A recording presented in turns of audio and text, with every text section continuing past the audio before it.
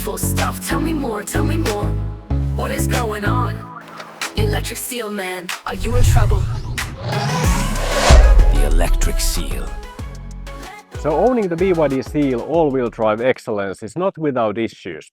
Even though the Seal here is the best EV that I've owned, and I've owned several EVs, I've driven fully electric since 2019. There has been some technical issues during my 20 months of ownership. And in this video I'll share all about it. And one of these issues in particular has just emptied my wallet. Just look at my wallet. It's a miserable sight after the cost impact of this one issue. That's right. Unfortunately, I bumped into something that proved to be really expensive to fix. And to be honest, I'm quite shocked about it. They say it's a user issue, not a technical issue, but I'm not convinced about that. I'll let you to judge. So if you haven't yet subscribed to the channel, now it's perfect time to subscribe. And please watch the whole video because this one might just save you a lot of money. So, let's get to it. 5.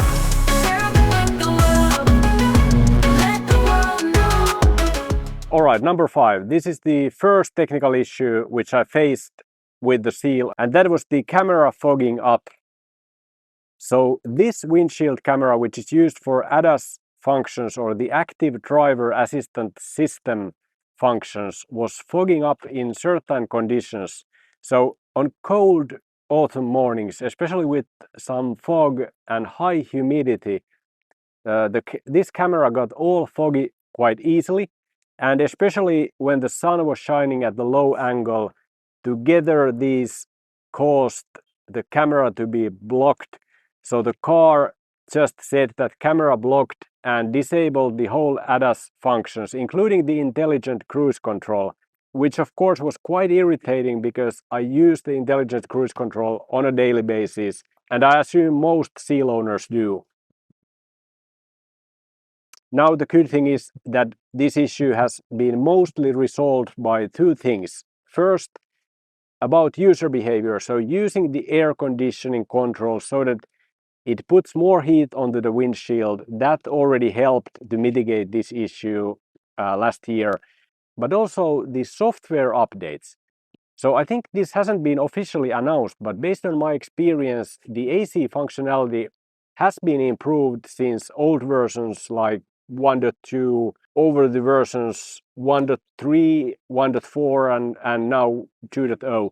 I think the AC system can handle this now better. So the result is that this autumn I have only gotten this issue, this camera blocked issue once, and that was only just 10 seconds and it disappeared, and that's all. So something definitely has changed also regarding how the AC functions, and the software updates have been addressing this one, even though it hasn't been explicitly mentioned in the release notes that this bug is corrected via software improvements. But still last year I got this message at least a dozen of times, so it was pretty common, but now this year it has been completely different case. So I would say this issue is now in the past, and it was mostly fixed by software and adapting the AC controls a little bit. It wasn't any huge pain. I would say the user experience impact was maybe medium at the time when it hit, but now maybe I will rate it as low to mid. And the cost impact to address this issue was of course 0. Oh man, not a technical issue. That's such a dreadful stuff. Tell me more, tell me more. Alright, on to the next one. A software issue last spring with the over-the-air update version 1.4. I lost the steering wheel heating function completely for a few months, or at least a couple of months maybe. So basically what happened was that the steering wheel heat icon in the UI became unresponsive or disappeared completely, and also the voice command to start the steering wheel heating did not work.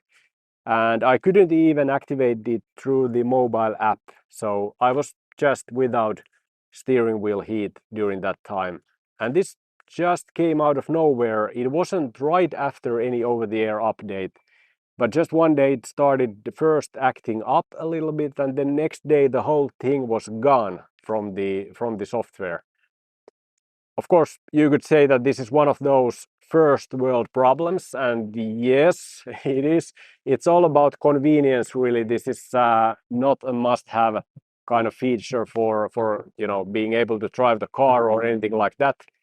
But still, when you buy a car like this, you expect these things to work, and when they don't, it's not great.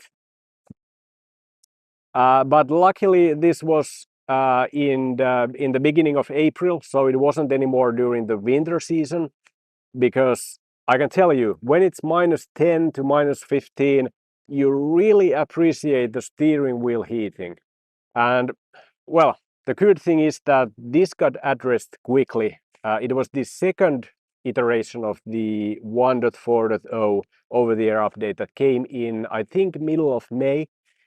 That fixed this bug, and ever since, when running that version or the current 2.0, I haven't faced this issue anymore. Hopefully that's also the case for others, because I know that I was not the only one who encountered this bug. So that's the positive about this number 4 technical issue. It got addressed quickly by BYD. Again here, user experience impact was low to mid, and cost impact was 0. Not a big deal. 3,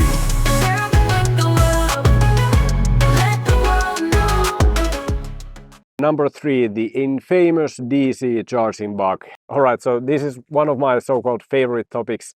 After this finally got fixed, I had to count all the days that it took BYD to fix this pretty critical issue. It was quite many days. It might have been partly also on Kempower side, I don't know that for sure, but the fact that other cars haven't had similar type of severe compatibility issues with the Kempower indicates that the issue here, the DC charging bug, was specific to the Blade LFP battery and the battery management system in BYD Seal and maybe other BYD cars as well, and the compatibility of those technologies with Kempower 800-volt charging stations in certain conditions. If you haven't been following the channel, this bug was initially introduced in version 1.3.1 back in November 2024, here in Finland at least. It was then when that update rolled out, and this was right in the beginning of the winter season, and the result was that when the battery was relatively cold and then you started DC charging session on Kempower 800-volt stations, the charging failed. And by failing, I don't mean just slow or low charging power, but it completely failed. The charging was interrupted and there was nothing you could do. So I would say this is, when we are talking about EVs, this is a critical charging bug. In Finland, one of the most common charging operators, the ABC charging, is using Kempower. Many others are using Kempower as well. So this was definitely a critical bug in that sense. It affected many Seal owners in Finland and Northern Europe. It affected the way that holiday trips needed to be planned. You needed to avoid Kempower 800-volt stations. And clearly here the user experience impact was high, and the cost impact, well, in some cases maybe you had to choose more expensive DC charging location instead of for example, the ABC charging Kempower. So I put here a minor cost impact as well. But of course, the actual fix to this issue didn't cost anything. It came via software updates in the second iteration of version 1.4 and also in version 2.0. So there's been 2 optimizations to the charging in cold conditions, and of course also the battery preheating function is very much related to this topic and to this whole user experience in charging in the cold. 2, Alright, number 2, maybe not that severe, but this one is affecting basically all Seal owners, except if you have the latest 25 model of the Seal. So, and perhaps this is not a technical problem as such, but I need to mention this one, the front parking sensors with this 2024 model of BYD Seal, they are insufficient to really provide a solid experience.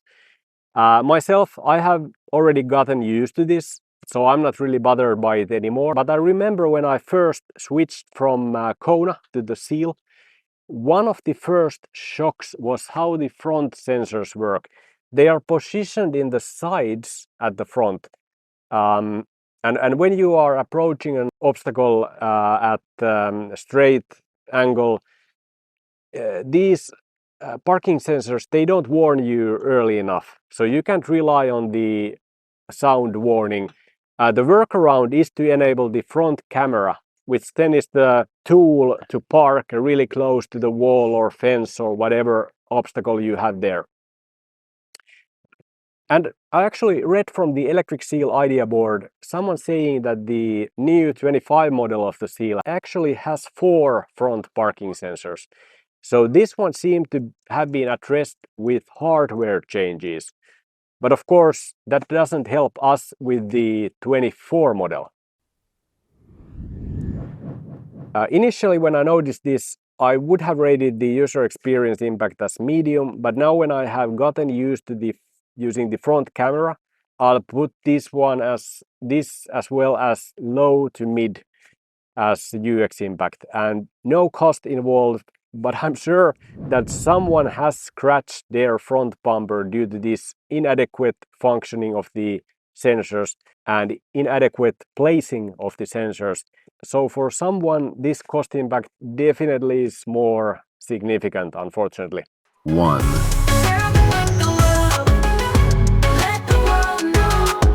Then the number 1, and oh boy, this is a big one. Make sure you're sitting down when you hear this.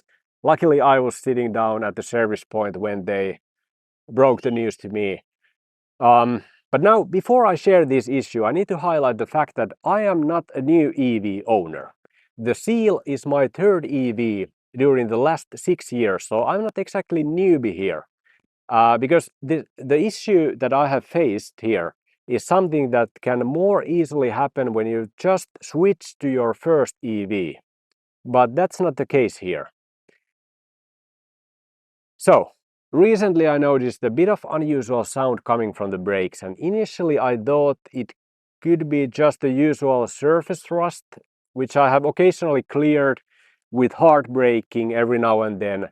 But now when I took the car to 30,000 kilometer maintenance, I asked the mechanic to check the brakes, and the diagnosis was just shocking.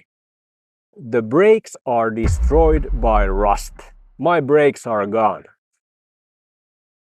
Can you believe that? I need to replace the whole brakes, front axle, but also the rear axle to this car, which is not much more than 1.5 years old. And they say it's about the regen. So the regenerative braking, which of course reduces the need of using the actual brakes in all EVs. So this of course can happen with any car, also other manufacturers,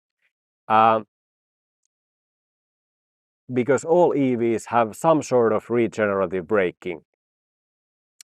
And that means less use for the actual brakes. But the thing is, I have thought I had been using the actual brakes frequently enough based on my experiences with other EVs like the Kona, which was the previous car which I drove in the same way that I drive the Seal, and I never had issues with the brakes in the Kona. But now with the Seal, already after 20 months, I need to replace whole brakes. That's pretty amazing, I have to say. So I have regularly done hard braking, for example, when exiting a highway to clear the surface thrust from the brake discs. And obviously, when there hasn't been anyone coming from behind. But anyway, I've been doing that every now and then. But clearly, that hasn't been enough. And now I'm seriously wondering, how should I drive this car? So my settings with the Seal from the day 1 when I got the car has been the stronger regen setting on and sport mode on for 90% of the time. At the service point, they said that the stronger regen setting is so strong that it amplifies this problem with the brakes not getting enough use. But I don't know what to think about that, because for me, the Seal doesn't have strong regen. I think the regenerative braking power in the Seal is actually quite mild, even in the strongest setting. It's definitely nothing like cars such as Model 3 or Leaf, for example, where there is a true one-pedal driving. And to me, even the Kona and other Hyundais like the Ioniqs, which have 3-level regen setting, and you can get even more regen by pulling the levers on the steering wheel in the Ioniqs. To me, even those cars have stronger regen than the Seal. And like I mentioned, my previous car before the Seal was the Kona. I drove the Kona in similar way than the Seal. I owned it for a longer time, and I did same amount of kilometers with it. The Kona had, I think, 4 maintenance checks during the ownership and not one issue with brakes. So how on earth is it possible now that the Seal requires new brakes to front and rear? I'm really puzzled about this. And let's talk about my wallet, because I mean, it's a tragedy. It's a really miserable thing to look at after this cost impact. So guess how much this will cost me? I tried to find high quality aftermarket parts, but there was no availability. So I had to go with the original OEM parts provided by BYD directly. And you know what?